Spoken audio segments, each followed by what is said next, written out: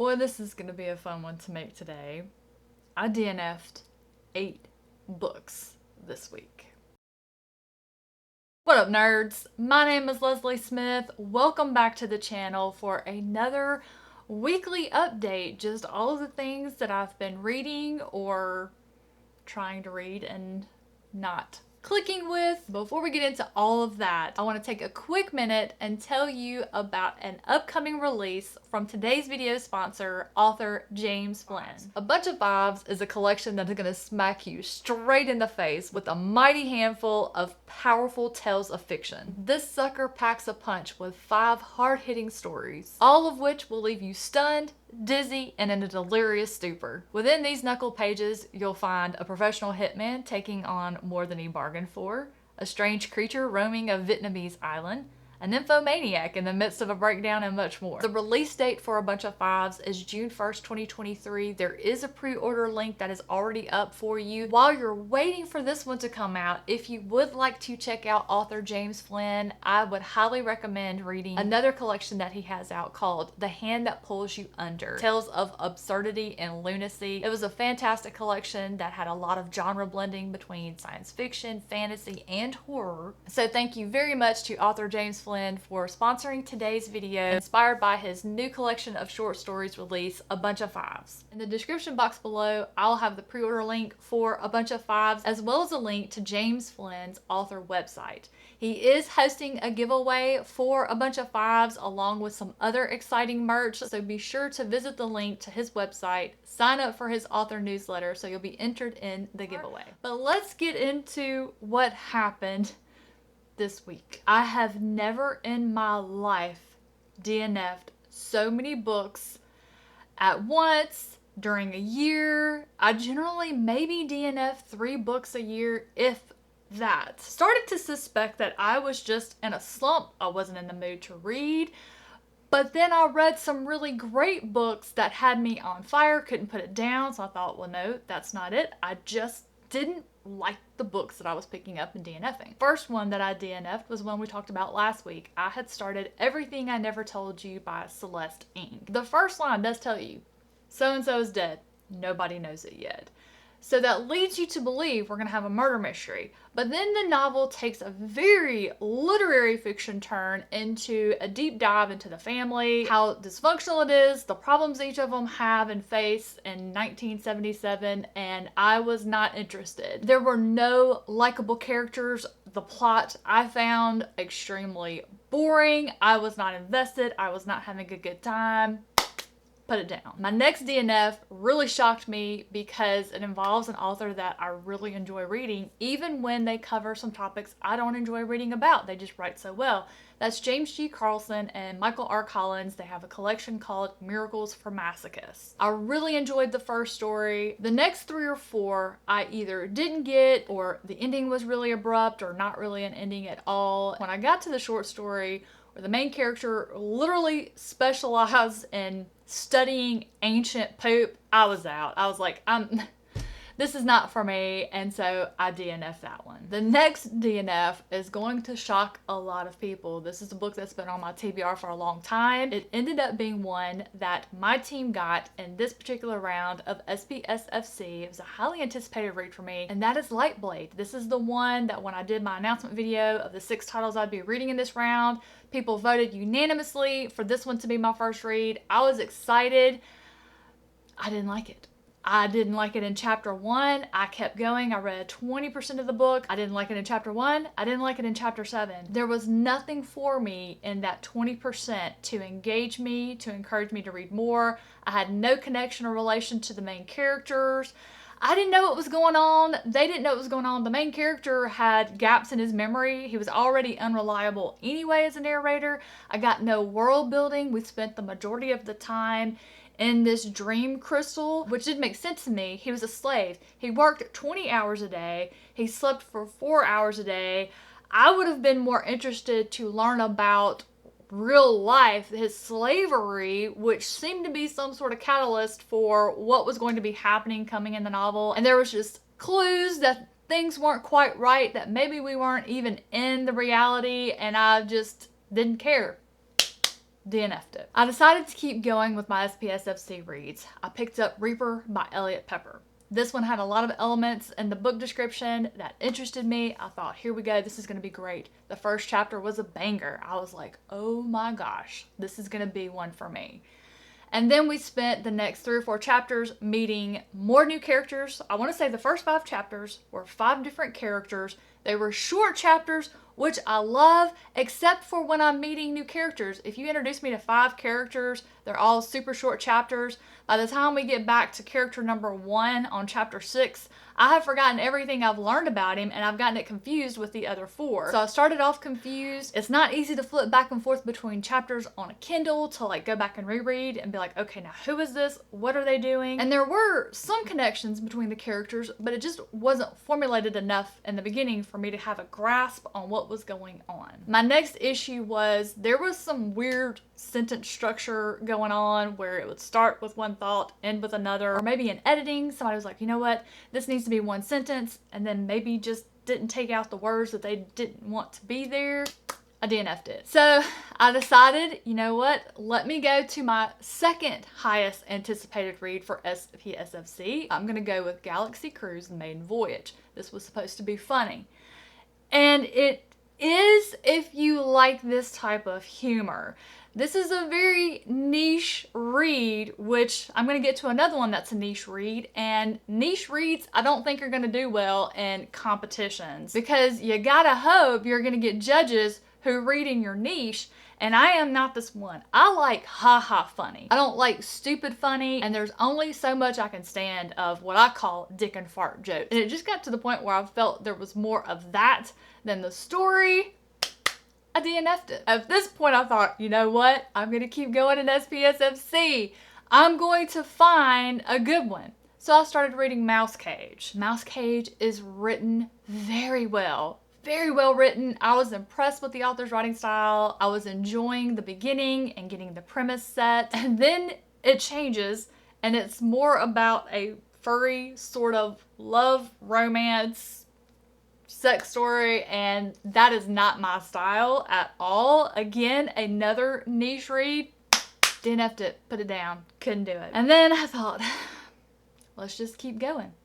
The Pono Way was next up. The writing style is just fine. It just was not engaging. Then I think, I have one last book in SPSFC. Let's just rip the band-aid off. Let's go with this one, which was The Emissary. It's a first contact novel. I typically enjoy first contact novels, and I did enjoy the beginning of this one, like chapter 1. And then in the next chapter, we start meeting our main character, getting to know her. She's described to be short-tempered. She's very strong-willed. She's stubborn. She's assertive. But then she's sitting in the dean's office who tells her, hey, we're not going to renew your contract for next year.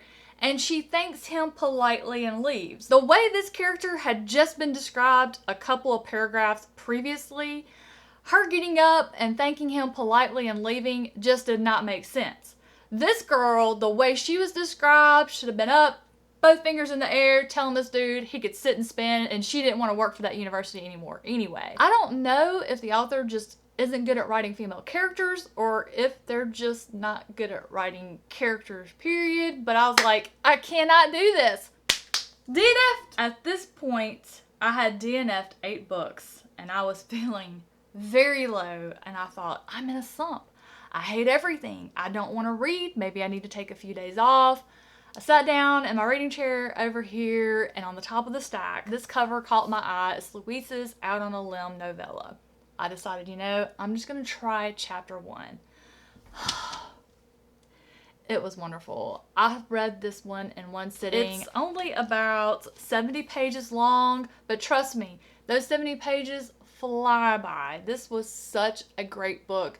In fact, I loved it so much, I emailed the author and just thanked them for writing it. Have you ever done that before? Just thank somebody for writing a story that you just love. The story opens at a crime scene with the arrival of Rebecca Suarez and her partner, Peyton Marks. Now, these two are not your ordinary private occult investigators, if you can call their line of work ordinary. Rebecca is a mage, and Peyton is a bunny. She's a bunny rabbit who also can do magic. And how these two are able to do magic. Oh, do I want to share that with you? I don't know that I do. It's a really interesting story how magic came into our world, and I think I want to leave that a secret. For it to be such a short story, how magic is described coming into the world takes maybe a paragraph, but it's very intriguing. I think I'm going to leave that a secret, how they have this magic. But my gosh, you're just going to love these two, especially Peyton. Peyton is so snarky, so sassy. She has no filter. I really related to her. The best thing about it is people really couldn't stay mad at her because anytime she performed any type of magic or doing things with the investigation, it just described her little bunny movements and everybody was like, oh my god, she's so adorable. I absolutely love this one. I did talk with the author. I want to say book 2 is coming soon, and I believe he is writing book 3. I cannot wait to get my hands on more, which reminds me I need to announce my giveaway winner. I need to contact them first. As soon as I notify the winner and make sure that all checks out, I will announce that in my next video, but you guys should definitely be picking up a copy of this one when it comes out. And once I finished Out on a Limb, I picked up Ling Yoon. I hope I pronounced that title of that novella right, by Ai Jiang. This is a haunted house story unlike any I have ever read. It is so unique, and it's not just the haunted house element of the story that's unique. There's this whole dynamic of this neighborhood where this house is that factors in, and the way that things are handled. My mind was just absolutely blown. This was another one that I read start to finish in one sitting. I was just in awe of all of the different interesting things about the story, the direction that certain things took, and how it all tied in to the end. I was in shock. I was like, how am I going to review this story? Like, what do I pick out to talk about? Because there's so many different things about it that's interesting, and they're not just all thrown in at the beginning, they're developed throughout the story. So if I just were to say these are all of the cool elements in the story, you know, that would spoil some of those things because they're not apparent that they're going to be in the story. And it's amazing. This is an up and coming author. I foresee her career as an author is going to be filled with awards. Y'all mark my words, I said it here first. And if you will remember last week, I was flying through KB Zucker's Nomad of the Sea. I had maybe 150 pages left when I last updated you. Zucker nailed the landing with this top tier read. I know it looks big. Don't be afraid of the size. It reads incredibly fast. This is one of the best fantasy reads of 2023 for me so far. Not counting rereads. I'm not counting any of my rereads because my favorites would definitely win and that wouldn't be fair. And I think that's all of the books that I DNF'd and all the books that I finished. What am I still working on? We'll start with The Dragon Reborn by Robert Jordan. This is book 3 in the Wheel of Time series.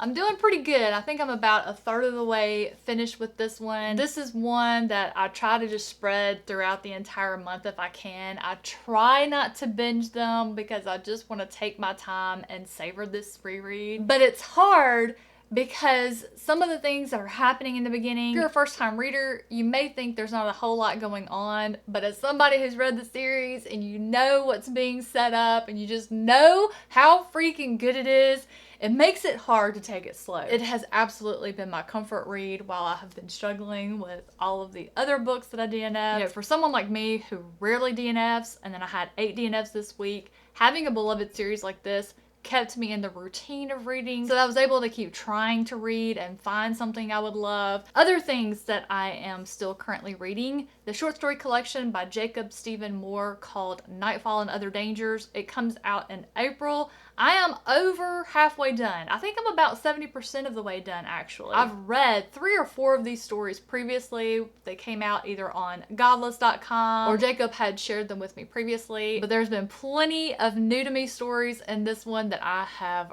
really enjoyed. He has such an amazing writing style. Do I have some stories that I like a whole hell of a lot more than others? Yes. But am I still enjoying the other ones? Yes, because they're just written so dang good, and he can just write about anything. There's just a whole spectrum of story types, and I'm just going, did he really just write a short story about this woman who had a garden of hands and I liked it? The guy can write. That's just all I can say. But I am buddy reading this one with my best friend Kate from the Literary Apothecary. I'll have her channel linked down below. I'm sure she will be posting her experiences as she reads through the collection on her weekly updates, so make sure you're subscribed to her to catch those. Let's see, what else am I reading?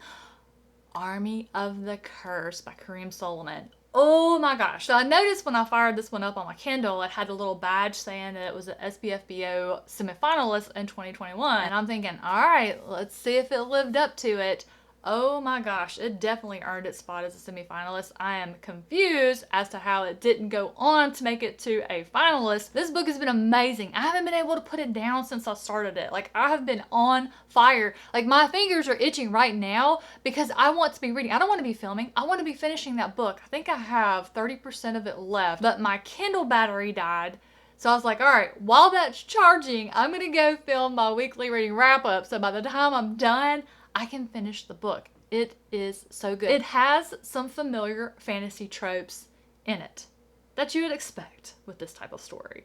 But there's also others that you're not looking for that just kind of get incorporated as the story continues, and stuff that's happening that you're going, oh my gosh. It's told in multiple perspectives. We have a bunch of different ones, but the main ones are Layla, Nardine, and Hallgrim. There are a few others that are incorporated in between these points of view that just kind of help flesh out and round out the story, which I thought was very well done. That was just a great choice by the author. They're all three young people from three different areas. I have to say areas because I can't pronounce the name of their kingdoms well. There's this myth, there's this legend, the last day is coming, and with it, the army of the cursed, demons. That's something that is believed and known everywhere. But then each of our three main points of view, they're all doing something different that is personal to that person. Layla wants to be a mage, but she finds herself named as crown princess of her kingdom. Nardine is just very headstrong. I picture her as sort of a Xena warrior princess type. And then we have Hallgrim, who thinks he's a commoner. He's a peasant. It turns out he is so much more than that. And oh my gosh. You know, I would have been completely fine if in book one, these 3 points of view never crossed over, but they have. And I can't wait to see how this one's gonna end. You know what? I'm just gonna tell y'all the things that I'm planning to read next, and then I'm gonna end this video so I can go finish that book. My next read is going to be Hell on High by Michael Clark. This one releases on March the 9th. I was supposed to get an ARC, but it never showed up, so I just pre-ordered it on my Kindle. So that's gonna be my next read. This is from the author of the Patience of a Dead Man trilogy. I'm really excited to see. This is gonna be a completely different approach. It's not gonna be a haunted house story. This one has to do with, I believe, some people climbing a mountain and they run across a religious cult. I think I may be wrong. I don't want to read the book description so close to the book's release because at this point I'll be able to just go in blind and see what's going to happen. So I'm going to read Hell on High next. Once I finish Hell on High, I will be starting book 4 of Joseph Sells' Book of Thrice Dead series. This is Queen of Last Hope. As true to form, I can't talk about these books without showing off these gorgeous covers. So I'm excited to see what book 4 is going to do because so many things started happening and crossing over in book 3. And if I manage to finish those 2, then I will be starting book 2 in the Kuiper series, Orion Citadel by Wilbur Seymour. And I am so excited to see what's next for Bob and his story. Again, another gorgeous cover that I have to just show off. I believe those 3 will be plenty to keep me busy along with my short story collection. So that is where I'm going to end today's video because I want to go finish Army of the Cursed. Y'all, if you have not picked up that book yet and you love fantasy, give it a try. Give it a try. I don't think anybody that calls themselves a fantasy lover would not love this book. The good news is, with it being an SBFBO semifinalist, that means there's going to be lots of really great reviews out there for that one, so don't just take my word for it. Go check out some of those reviews. I hope I mentioned a few books today that sparked your interest, ones that you want to check out a little more, see if you're going to put them on your TBR. Have a fantastic rest of your day, and I'll catch you next time.